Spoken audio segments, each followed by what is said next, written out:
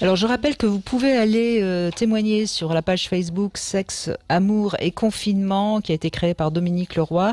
Alain Héril, on reçoit des témoignages tout à fait curieux, intéressants, et on voit à quel point l'amour, la sexualité, ça reste quelque chose d'essentiel pour l'humain, quelles que soient les conditions.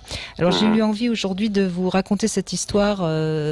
C'est une femme, donc c'est une femme qui a envie de nous raconter son confinement un peu atypique. En décembre dernier, elle n'allait pas très bien puisqu'elle elle a voulu attenter à sa vie. Elle allait vraiment pas bien. Et puis elle a parlé avec un ami qui est devenu un confident. Et puis un peu d'amour est arrivé entre eux. Et puis chaque mot, chaque regard, quand elle voyait sa photo, tout doucement, lui a fait remonter un peu la pente. Et puis elle a réalisé qu'elle n'était pas très bien dans l'endroit où elle était et qu'il fallait qu'elle revienne dans son pays d'origine. Et puis c'était en décembre, janvier, elle avait le temps, donc elle a décidé de mettre leur amour un peu à l'épreuve. Elle était un peu idiote, hein, dit-elle. Et donc elle a réglé ses différents problèmes à distance, et puis elle continuait à entretenir la flamme, toujours à distance. Finalement, en janvier, fin janvier, elle rentre, et ils se sont vus 3 fois. Et paf, le confinement a commencé. Alors lui, pour l'instant, il est toujours avec son ex-femme, même s'il a plutôt prévu de la quitter. Mais quant à elle, elle se retrouve toute seule chez elle et puis ils ne peuvent plus se voir.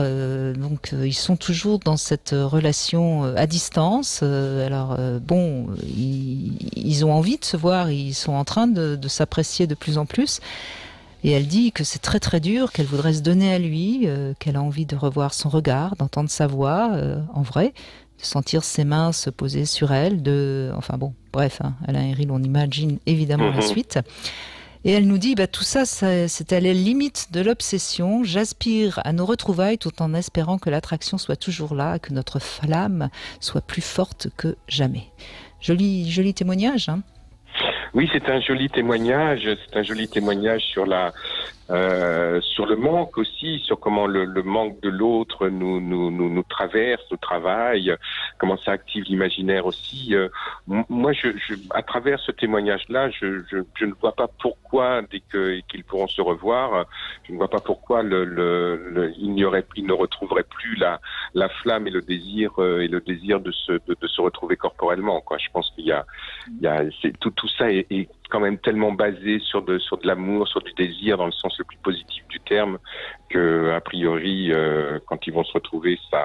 Je crois aussi, Ouais. sauf si elle l'a trop idéalisé, c'est le risque. Ah oui, c'est toute la difficulté entre imaginer l'autre, l'investir, projeter dessus, et puis mettre la relation à un stade qui est beaucoup trop haut, qui donc est idéalisé, et où là, effectivement, si c'est trop idéalisé, la réalité sera forcément fade.